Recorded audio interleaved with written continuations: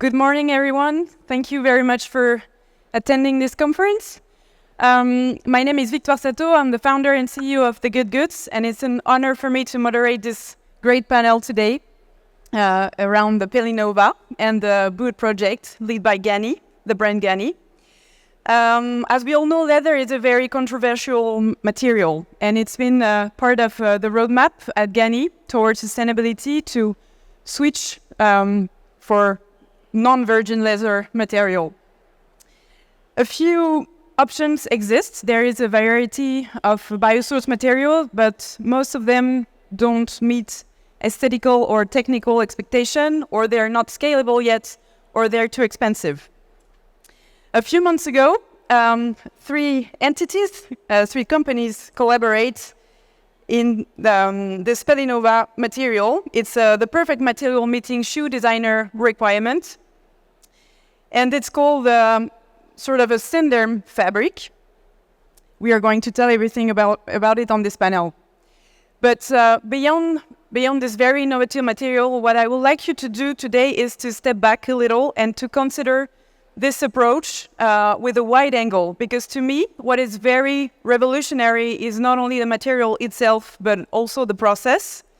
What we have here is a collective approach to an issue that is widely, that is common to the industry, and that is shared by all brands, sold in a ready-to-scale material, defining specifically the why to find the how.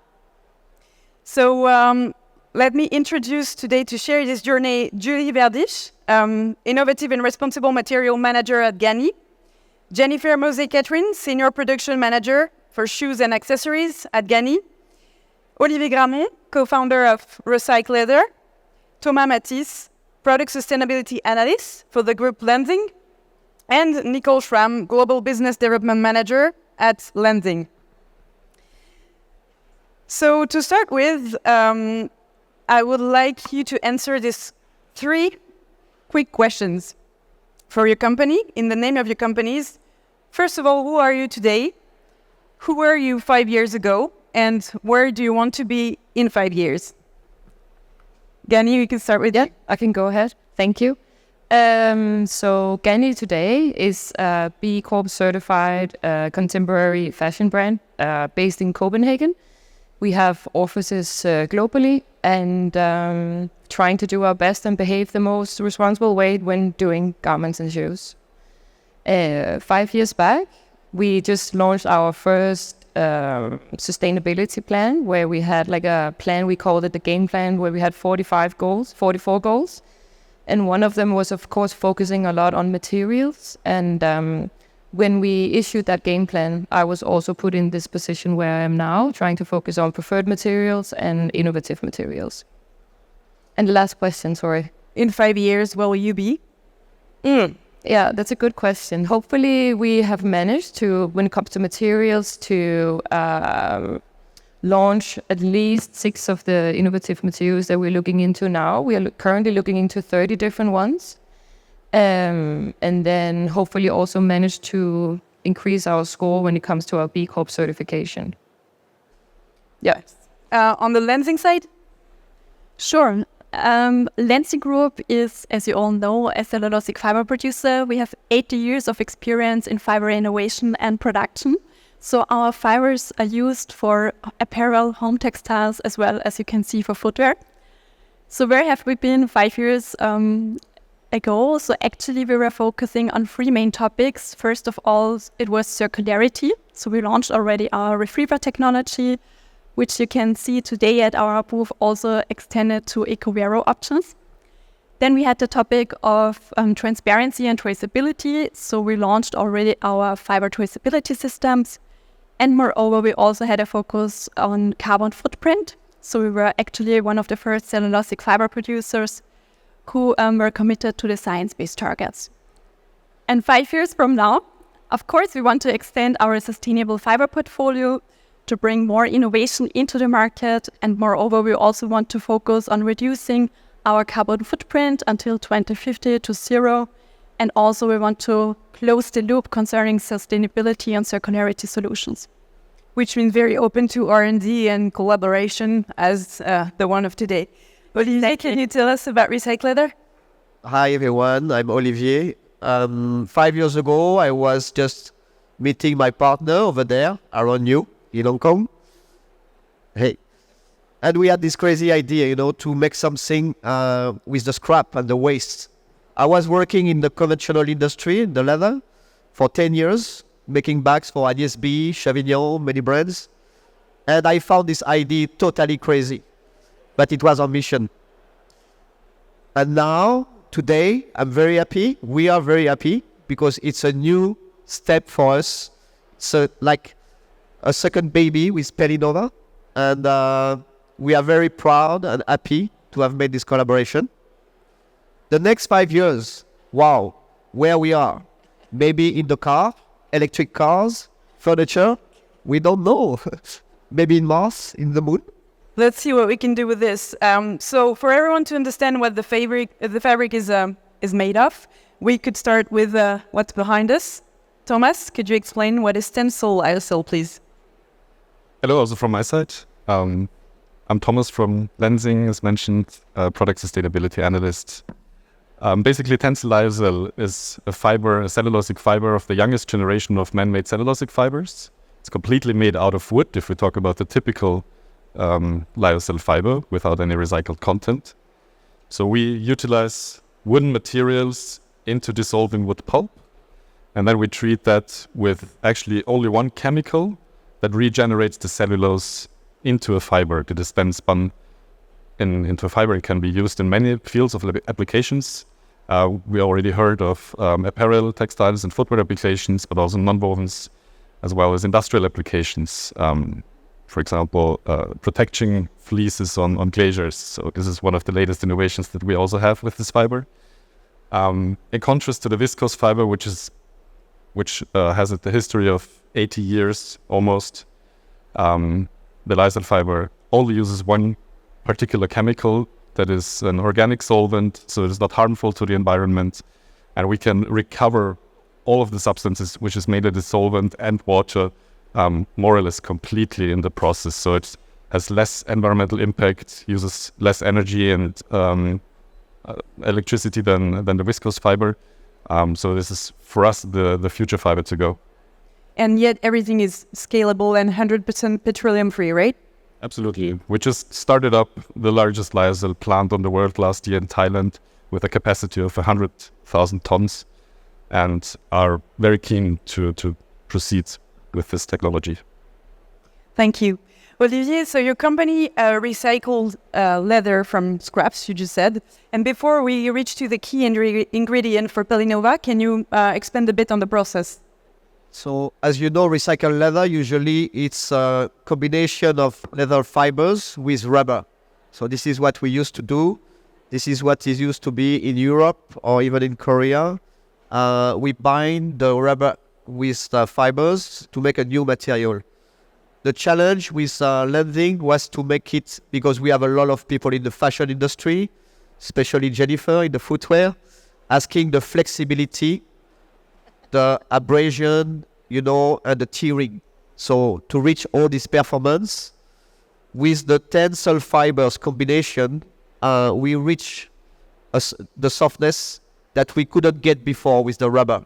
So that was the huge challenge to make it. And can you present us the picture? What's on the picture? So in fact, this picture is after the fiber are shredded. They are shredded is like dust. So this is our base ingredients, who's gonna be punched on the textile with TENCEL fibers. So it's with hydrojet, with a water system. It's not binded with any solvent or whatever. It's totally natural mechanical process. And about that one? So this is the next step, right? We can say the same step. This is really the fibers are ready to go, we can say. Ready to go on the process of the machine. They are already shredded because the scrap, they are much longer. And then it's going to the machinery with the process of getting punch of the textile of TENCEL. punch, you would say hydrofugé. I don't know if there is. It's like a hydrojet pressure in a huge machinery. We put the fibers inside, we can say, the textile. Thank you. On the GANNI side, Jennifer, I think that your brand has a long history of collaboration with Lenzing, but surprisingly enough, you didn't think of Lenzing at the beginning when looking for the perfect material for this shoe. Can you tell us how some sort of serendipity moments happened in between Olivier, Lenzing, and yourself? Yeah, so we had trialed some RecycLeather before. The original material that Olivier had presented to GANNI as an innovation, and we had not managed to use it on footwear because it didn't have the stretch that we needed, it didn't have the feel, etc. And there just seemed to be one day where we were together and we had been talking with the designer the same morning, and she had come up with this aesthetic need of an extremely soft boot, a slouchy boot that we could that would almost have like a Napa feel to it. And I had no solution to that out of all of the innovations that we've been looking into without using virgin leather, which was, of course, our goal. We met up on exactly that day with Olivier. He just happened to stop by the office, and I expressed my needs to him, and it just kind of took over from there. And he took it back to Lenzing and had this plan, and they started working on this material together. So from this input of the design in the first place, we're kind of lost. And can you remind us about the calendar? How far before the supposed launching of the boot? Yeah, we had our 2 months timeline of getting the last prototypes in for the showroom for the SMS, and then we would have 2 months for production for it to then be launched in the stores. So we had 4 months. Can you maybe precise, the specifications and the requirements regarding aesthetic, regarding the function, and also, this is the boots. In case you haven't noticed, we have 3 pairs here. We couldn't get rid of the tag under because it's brand new, so don't mind. But yeah, can you share with us what was the issue? What was the problematics that couldn't be fit with other materials? So it was basically the real softness to it, because a lot of the innovations we have today are from recycled fibers in the first place, but then with a PU coating that usually makes the material extremely rigid, and we don't have the kind of hand feel to it that is kind of luxurious. I don't want to compare it to leather because that is not what we were trying to get to. We just wanted something that looked high level, that was quality and almost luxurious. And so the need was to have this kind of softness, but also the technical needs that we had, that it could work on a shoe, that it would go through the heat processes, the tensile strength. Also, like, we have to be able to pull on this material to last it on the shoe, and then for it also to be comfortable when you actually wear it, and to have the durability that we require of a shoe. So yeah, that was basically the requirement for Olivier. So it was a lot to put together to reach this shoe. And with a fabric specialist perspective, Jennifer, do you want to add a word? About the requirements. Yeah. I mean, in overall, not only for this development, but in overall, we have this idea. It comes from our founder, Nicole of GANNI. Like, we walk and talk at the same time, and it's also action over perfection. So sometimes we do things not in a rush, but we do it quite fast. And it's because we need to do the changes, right? We need to have a true impact. So instead of talking too much, we just sometimes fall and hit our noses really hard, but then get up and try to move on. And I think something good comes out of it, we see now. Thank you. And on the supplier side, can you share with us, without revealing all the secrets, but the different iteration that you had to do, and maybe the complexity of the process? Yes, I mean, we had a lot of talks about that, also with our application innovation team based in Hong Kong, so thanks to them. So they had a lot of talks also with Aaron, who made a huge contribution to that. So we had back and forth trials, of course. So we tried out 6 trials, 7 trials. But then finally we came to a stage where we say, okay, this fabric also suits to the technical standards, is also applicable concerning the sustainability footprint, and also then, of course, in the end, for the shoe comfort. So after, I think 6 or 7 trials, it was right, Olivier? Even more. Exactly. So we were really fine-tuning these fabrics, in particular for this kind of application. So huge thanks also to our application innovation team and based in Hong Kong. Olivier, can you share with us about the process on your side? Because a few years ago, and I mean, it's been a few years that you developed fabrics for various of application, but in this precise case, you were, supported by a brand with a specific mission and a goal. What does it change in terms of, development? You know, the RecycLeather, the basic one we can say with the rubber, the kind of application we got before and we still have, is to replace the GANNI leather where it makes sense, like packaging, interior design, decoration for the stores, for example. So there is many application, but we don't get this softness. So we are in a limited application area. With the softness, we have no limit because you can do garments, you can do footwear, we can do automotive interior, we can do furniture. So it was always in our mind to reach this softness. So it's a key element for the material evolution. But it's a key to be, to partner, to team up with the brand in order to have like a specific goal, you'd say, and of course the financial support, I guess. Yes, you can't do it alone. So we were lucky to have Jennifer already on the starting blocks in Portugal. The infrastructure in Portugal were really good. We have a lab test, the physical tests, really cool. They have very good spatial relationship with their supplier, so it's easy to make the sample. And of course, Lenzing backup in Hong Kong for the R&D. It makes the things really perfect. Very short term, a lot of work. But as I said, Julie, it's action. That's it. Yeah, you can also see, like for us, this is a perfect example of true triangling, right? We have experts within their own field. So of course, it's nice to have a brand that supports the travel, but vice versa, we also need true experts on tipping in how we can make the material work. Experts, yeah. So it's a good triangling. It's a very good case of how it works when we truly speak to each other and have conversations and talk about the needs for the material. Yeah, and definitely we need brands like GANNI who push the innovations also on the end consumer stage, who are really the trailblazers in the industry. So huge thanks also to your side that you pushed all this innovation to the end consumer as well. And in a ready-to-scale approach as well, which is a major issue. Definitely. So this is the final fabric before the dyeing that we have in the back.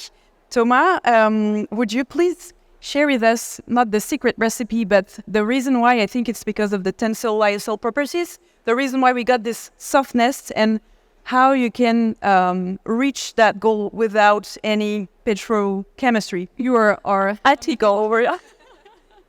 So basically, as Thomas also mentioned, they have, of course, a great sustainability footprint, but on a technical side, as you mentioned before, so they have inherent fiber properties per se. They have a smooth fiber surface, which makes them extremely soft, also wearing on the skin. So you have on the one side wearing comfort, on the other side they have also brilliant performance, key benefits like moisture control, also enhanced breathability. So they are a really great fiber also when it comes to footwear, apparel. So when you touch them, you can really feel the softness, and they are really applicable for these kind of innovations. I don't know if we can pass samples around the audience. Otherwise, the Pélinova you can feel. Otherwise, if you can't feel it now, you can also come, of course, to our booth later on. So Lenzing booth is located in Hall 6. So in this hall, 6067. So just come to us and then we can talk later about it and have a feel on it. Or maybe you see with. So in practice, as a brand, Olivier, can you tell me what can I buy? Is it by meter? Are your capacities infinite? Yeah, as you can see on the picture, this time it's coming by roll. So it's really like a textile.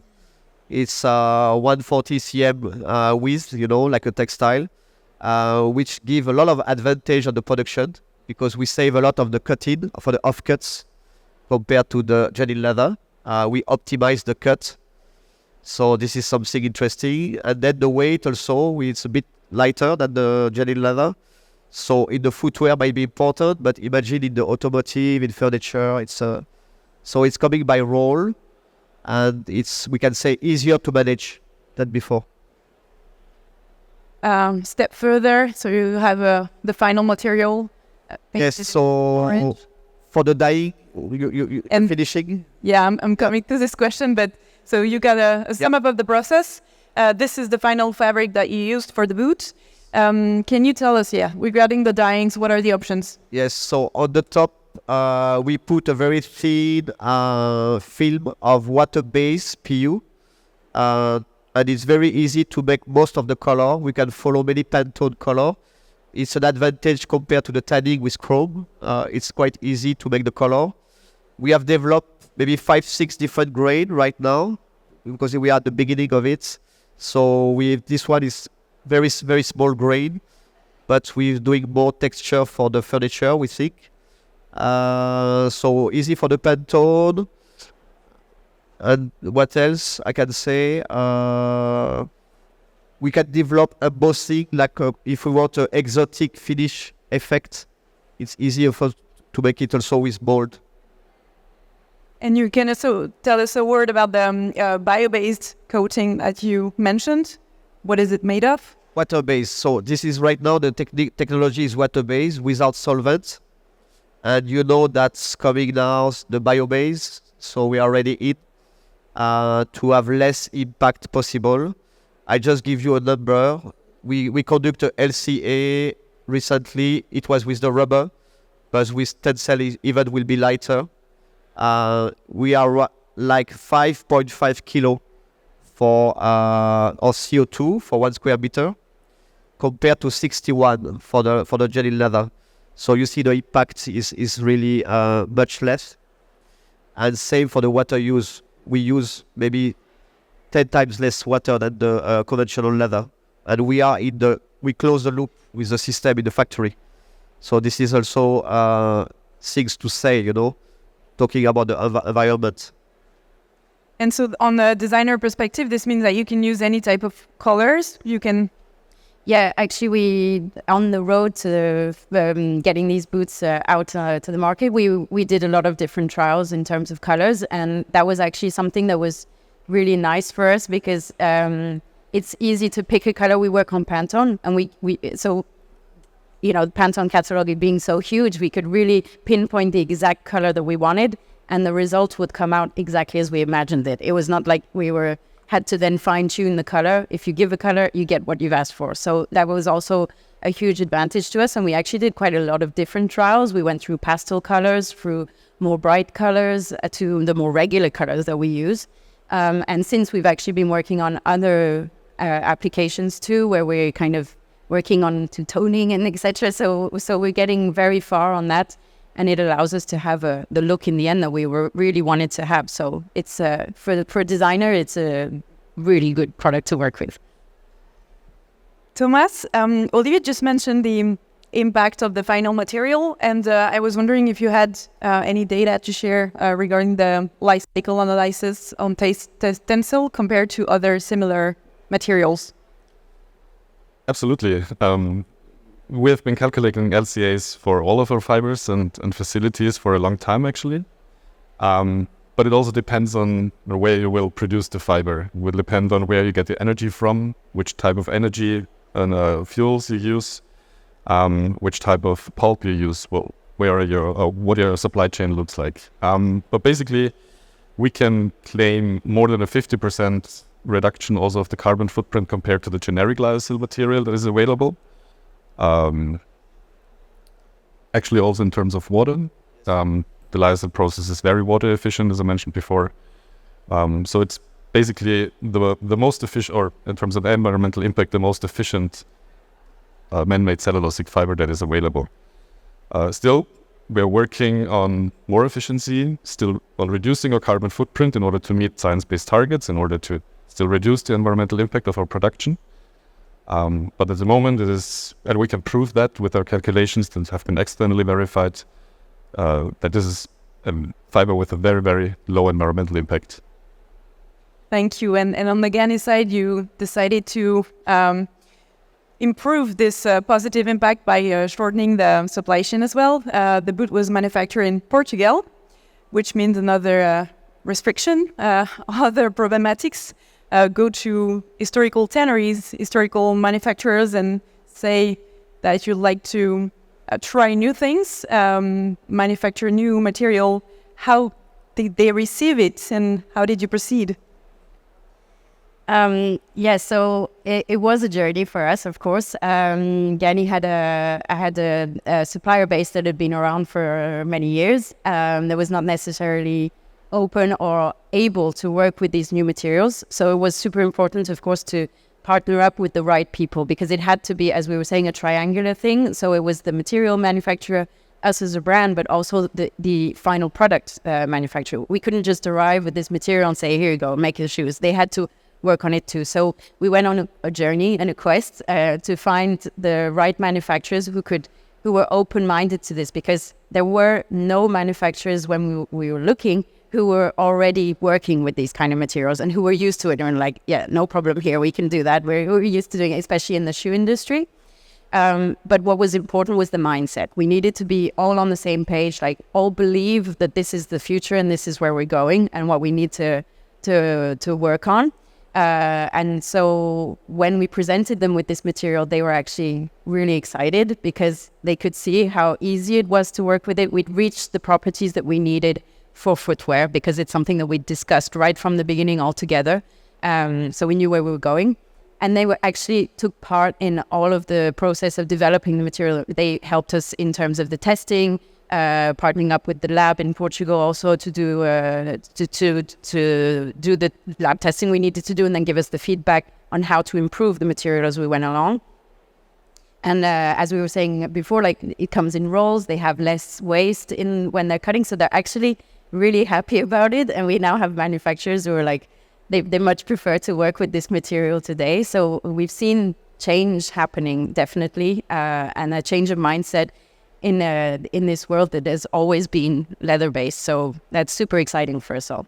And it highlights the crucial need to bring on every stakeholders when you want a systemic change, because you're not the only innovators. Everything has to be reinvented. Yeah. And I think that one of the advantage of this Pélinova material is that you can send small batches to try and to iterate on tries, right, Olivier, with different colors? You mean for sampling the people, to make sample? Yeah, yes. Samples or batches. Yes, we have the basic colors, the black and the brown, so we can secure some stock in these colors.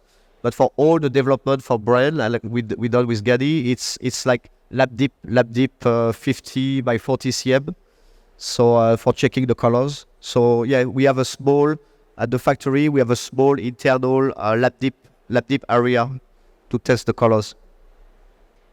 Next, I would like to ask you an important question, because at the end of the day, only the numbers count.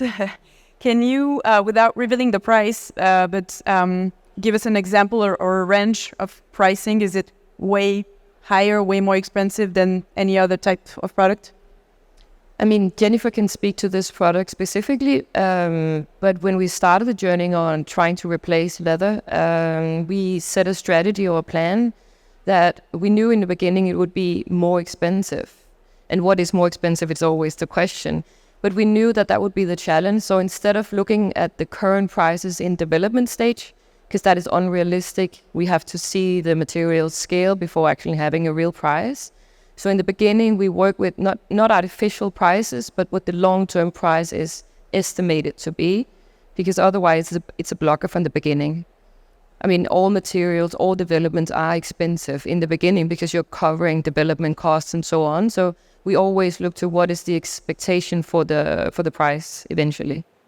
And in this particular case, we eventually, like you're saying, get to a price that is more doable for a brand like us, but having in mind, of course, that we are driven by these new innovations and the materials, and that's the baseline to actually when we're building the collection. So it's super important.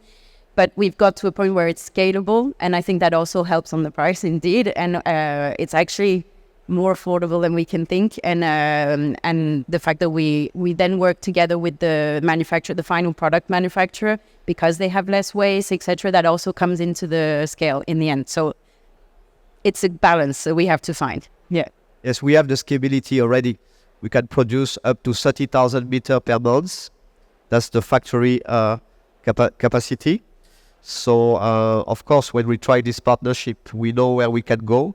And it's the trial we have made.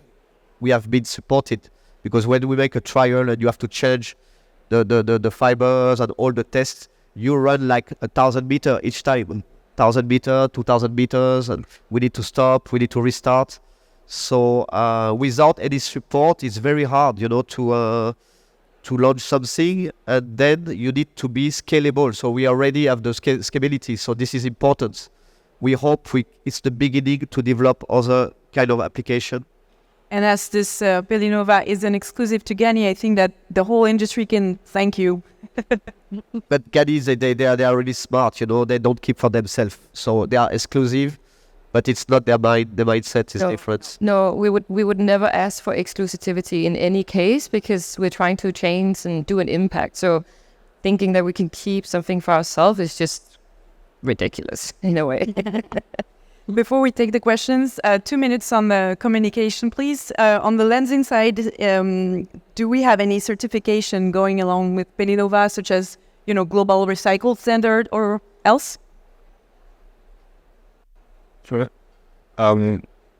So on the fiber side, yes, we do have the certifications for fibers with recycled content. It's mostly RCS, as the GRS label is not applicable for the lyocell fiber with recycled content.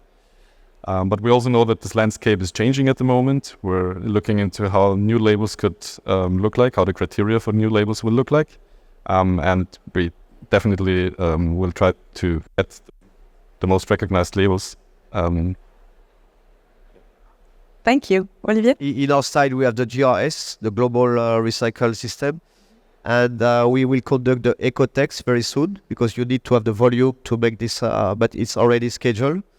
And as I said before, we will conduct the LCA, the next LCA already within a few weeks, using the TENCEL fibers to get the real impact numbers we have. So this is what we have to do in the coming months. And on the GANNI side, do you have a statement on communication on this product, or is it going to be as any other product?